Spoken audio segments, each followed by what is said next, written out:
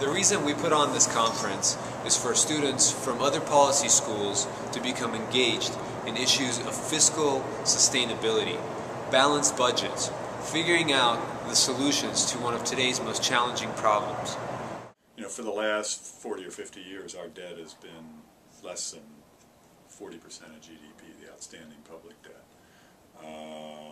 Now it's above 60% and rising rapidly, and projected under current policies to be well over 100% in the next decade. It's very serious.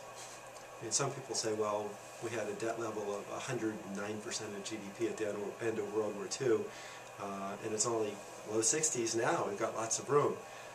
End of World War II, there had been rationing for 5 years. There was an enormous amount of savings.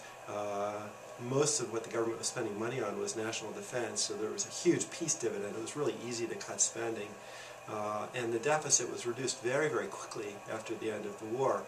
And even still, with all of those things going for the government, there was a significant recession that was caused by the big cut in government spending at that point.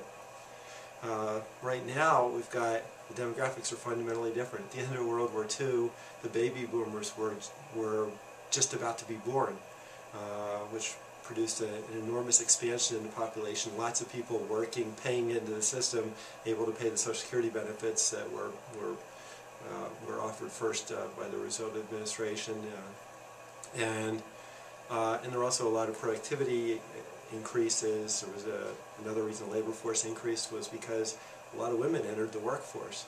Well, none of those things are going to repeat.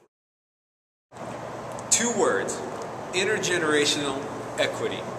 Our parents' generation and our parents' politicians are living it up, not paying taxes and getting all the benefits. And we're going to be the ones having to pay the bill. You have all these people talking about cutting the debt, but so far very little has been done. What is fiscal sustainability? It's not spending more than you earn. It's not leaving your children to pay your debts. And it's caring about what your government does with your money.